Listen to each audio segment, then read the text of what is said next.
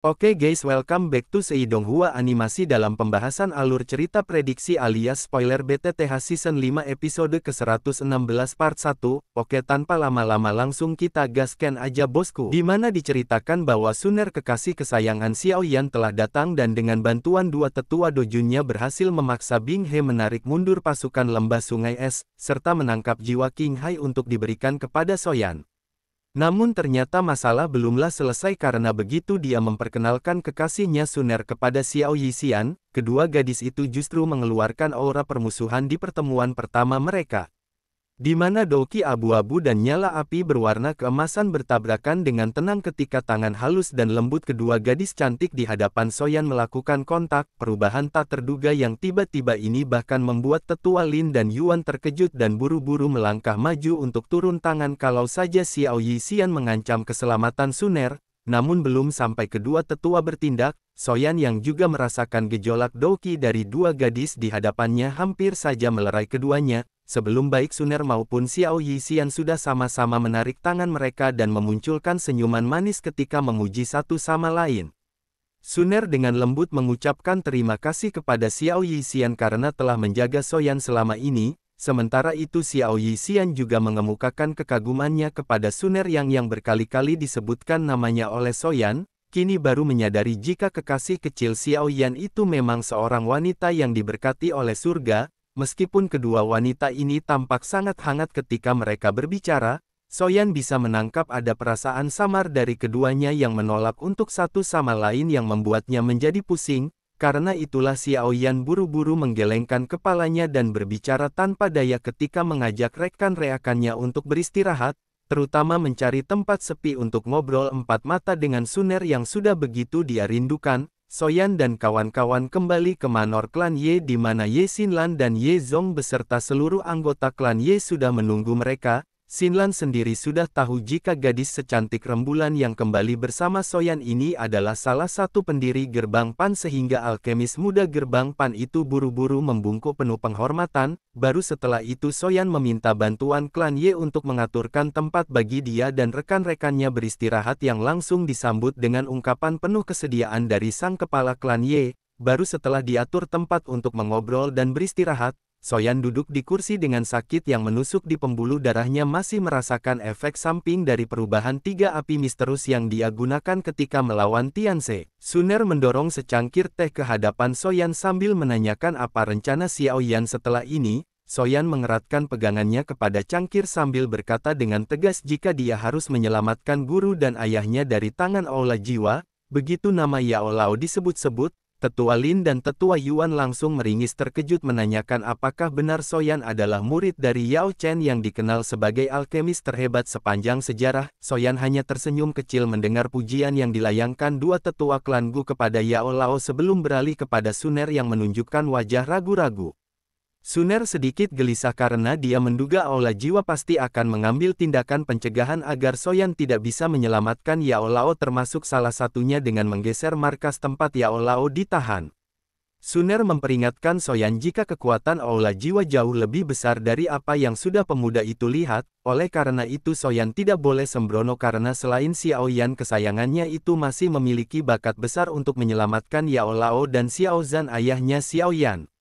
Aula Jiwa akan kesenangan kalau Soyan tertangkap karena memang tujuan mereka adalah giok kaisar kuno Taosi. Ekspresi Soyan suram saat mendengar peringatan Suner. Dia memang belum memiliki cukup kekuatan untuk menyelamatkan guru dan ayahnya, namun semakin lama dia menunda maka akan semakin banyak penderitaan untuk kedua orang yang begitu berharga bagi dirinya tersebut. Sesaat kemudian Soyan akhirnya menghirup udara dalam-dalam sebelum menuruti perkataan Suner untuk tidak jadi pergi ke Aula Jiwa dalam waktu dekat. Suner menghela nafas lega mendengar keputusan Soyan sebelum menenangkan Xiao Yan dengan mengatakan, jika Aula Jiwa tidak akan membiarkan Yao Lao pindah alam, karena guru Soyan itu memiliki potensi luar biasa untuk diajak kerjasama.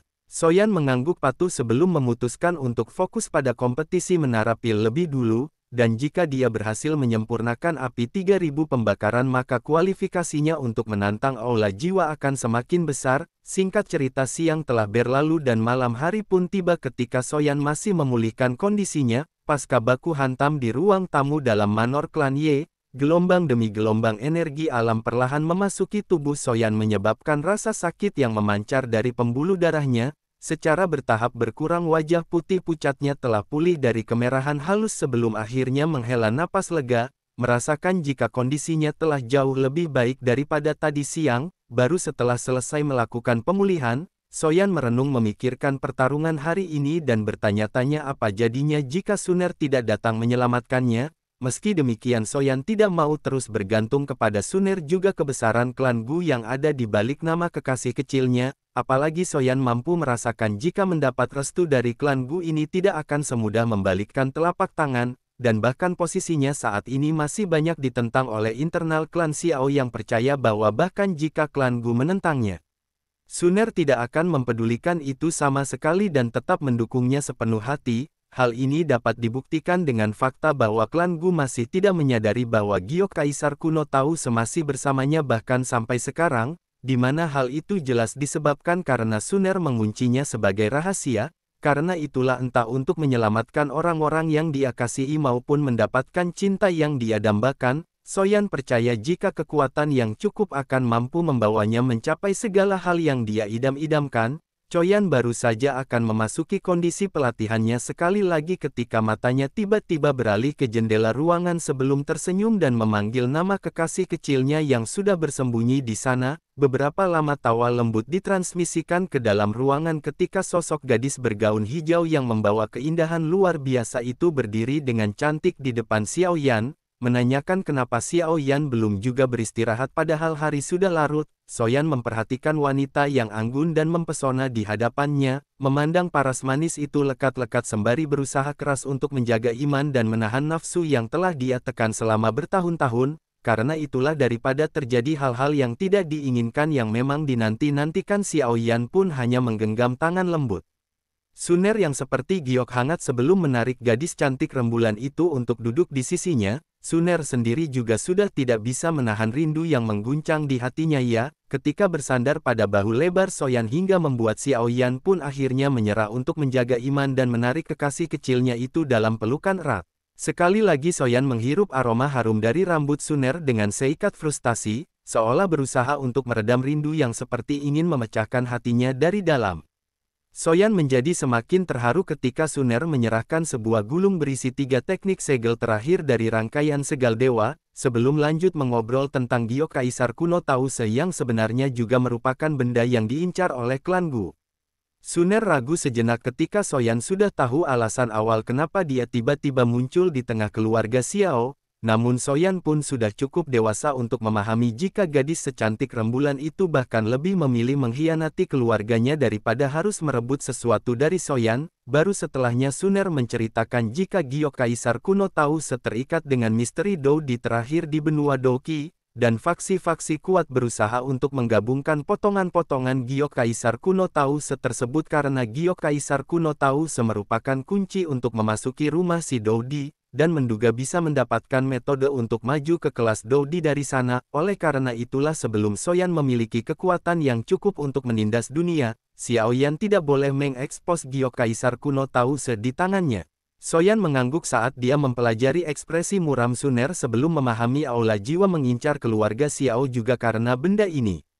Suner mengangguk kemudian menjelaskan jika klan Soyan pernah menjadi faksi tingkat tinggi di benua Douqi yang bahkan tidak bisa ditandingkan oleh faksi sekelas lembah sungai es. Leluhur klan Xiao merupakan orang yang sangat brilian dan dalam beberapa ratus tahun menjadi salah satu dari 5 orang yang berdiri di puncak benua, di mana salah satu lainnya adalah pimpinan aula jiwa dan kepala klan Gu. Lebih dari itu dulu klan Gu dan klan Xiao memiliki hubungan yang sangat baik, bahkan sampai membuat perjanjian aliansi yang berisi janji klan Gu untuk melindungi garis keturunan klan Xiao setelah leluhur klan Xiao mati. Namun seiring kemunduran dan hilangnya mereka dari dataran tengah, perjanjian itu pun lambat laun mulai dilupakan. Nah, salah satu alasan Suner dikirim pergi ke klan Xiao adalah untuk mengenang hubungan baik antara klan Gu dan klan Xiao di masa lalu, karena ayah Suner ingin putrinya memiliki masa kecil yang tenang dan jauh dari huru-hara klan, serta dorongan dari beberapa tetua klan yang ingin Suner mengambil alih atau setidaknya mencari informasi tentang giok dewa kuno Tause.